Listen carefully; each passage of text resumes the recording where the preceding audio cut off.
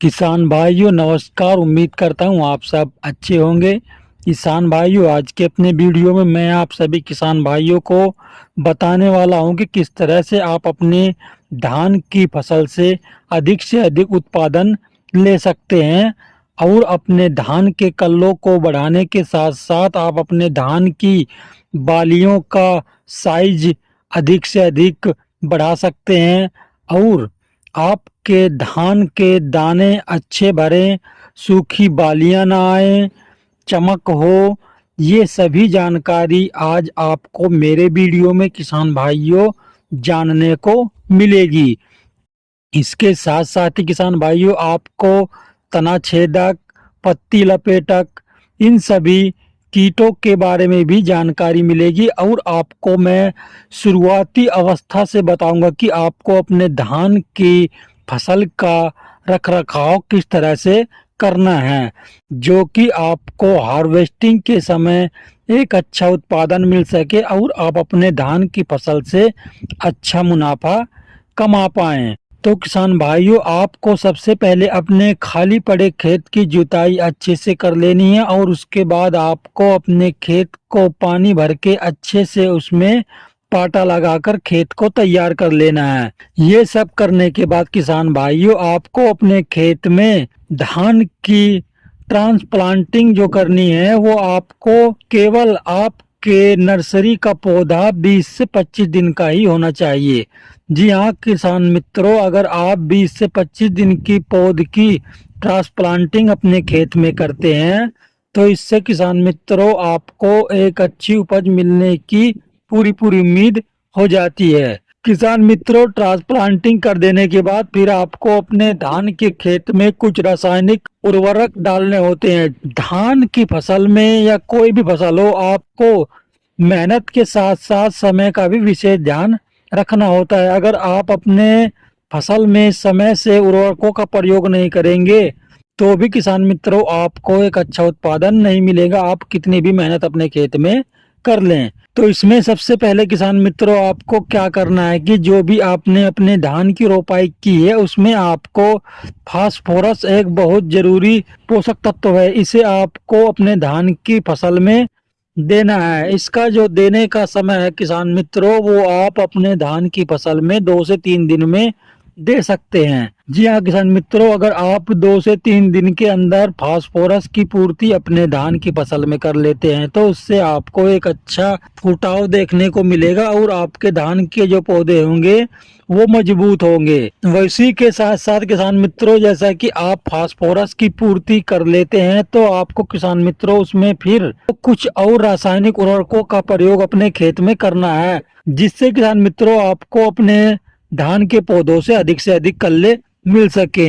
तो उसके लिए किसान मित्रों आपको करना क्या है कि आपको अपने पहली यूरिया के साथ प्रति एकड़, जी हाँ किसान मित्रों, प्रति एकड़ 8 से 10 केजी समुद्री शैवाल जैसा कि सागरिका, धनजाइम या फिर आप कोरामंडल कंपनी का नैनोजाइम, आप इन सभी में से कोई एक जाइम और प्रति एकड़ ही आपको 5 केजी, किसान मित्रों 5 केजी जिंक सल्फेट 33% और 45 केजी किसान मित्रों यूरिया, इन सभी को आपको अपने पहली यूरिया में मिलाकर अपने धान की फसल में प्रति एकड़ अच्छे से बिखेर देना है। जी हाँ किसान मित्रों, अगर आप अपने पहली यूरिया में इन उर्वरकों का प्रयोग करते हैं तो यकीन मानिए किसान मित्रों, आपके धान के एक पौधे से 40 से 45 पौधे निकलेंगे और आपका फूटान बहुत ही भयंकर और अच्छा होगा। उसी के साथ किसान मित्रों, इतना सब कुछ करने के बाद जब आपका धान की फसल, जी हाँ किसान मित्रों, जब आपकी धान की फसल 40 से 45 दिन की हो जाए, जी हाँ किसान मित्रों, आपकी धान की फसल जब 40 से 45 दिन की हो जाती है तो किसान मित्रों इसमें क्या होता है कि आपका जो धान का पौधा है वो फुटाव करना बंद कर देता है। ये अवस्था रुक जाने के बाद किसान मित्रों फिर क्या होता है कि आपकी फसल में तना छेदक कीटों का प्रकोप शुरू हो जाए। जी हाँ किसान मित्रों, तना छेदक कीट आपके उत्पादन को एकदम से बहुत कम कर सकते हैं। 40 से 45 दिन बाद किसान मित्रों, आपका जो धान का पौधा है वो ग्रोथ करना यानी कि फुटाव करना बंद कर देता है। इसके बाद की जो स्टेज होती है किसान मित्रों, वो गबोट स्टेज होती है। इस स्टेज में किसान मित्रों, आपको अपने धान के पौधों का विशेष ध्यान रखना है, क्योंकि किसान मित्रों इसी अवस्था में तना छेदक कीटों का प्रकोप आपकी फसल पर होता है। जिससे क्या होता है किसान मित्रों कि आपके जो धान की बालियां हैं वो सफेद होकर बाहर निकल जाती हैं और उनमें बिल्कुल भी दानों का भराव नहीं होता है, जो कि आपके उत्पादन पर एक गहरा प्रभाव डाल सकती है। तो किसान मित्रों, आपको इस अवस्था में अपने धान की फसल में तना छेदक कीटों से बचाव के लिए अपनी धान की फसल में आपको एक कीटनाशक का प्रयोग करना है। जी हाँ किसान मित्रों, एक कीटनाशक का प्रयोग करना है।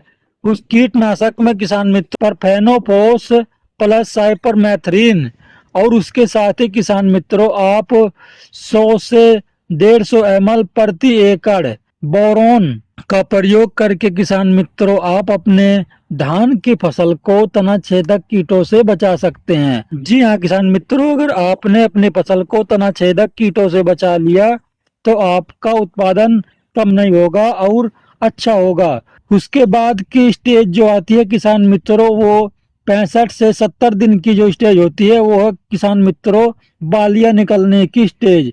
जी हाँ किसान मित्रों, इस अवस्था में आपको अपने फसल में एक चमत्कारी स्प्रे करना है, जिससे ही किसान मित्रों आपकी धान की बालियां लंबी हो और दाने चमकदार हो और दानों का भराव भी अच्छा हो, जिससे किसान मित्रों आपको एक अच्छा मार्केट रेट मिल सके। तो इसके लिए किसान मित्रों आपको प्रति एकड़ करना क्या है, जब आपके धान के पौधे में बालियां निकलने के लिए तैयार हो जाएं तो उस समय आपको किसान मित्रों NPK 05234 प्रति एकड़ 1 किलोग्राम का स्प्रे आपको अपने खेत में करना है। किसान मित्रों, अगर आप अपने प्रति एकड़ खेत में 1 किलोग्राम NPK 05234 का स्प्रे करते हैं तो उससे आपको किसान मित्रों जो लाभ है वो बहुत ही अच्छा मिलने वाला है।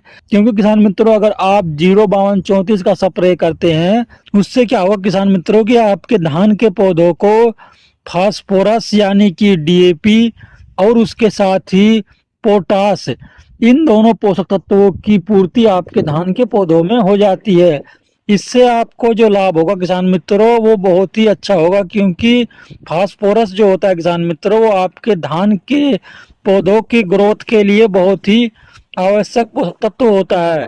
फास्फोरस जो होता है किसान मित्रों वो आपके धान के पौधों के लिए बहुत ही जरूरी होता है। अगर आप इस NPK 05234 का स्प्रे अपने उसमें करते हैं तो इसमें आपको फास्फोरस और पोटास, इन दोनों पोषक तत्वों की पूर्ति हो जाती है।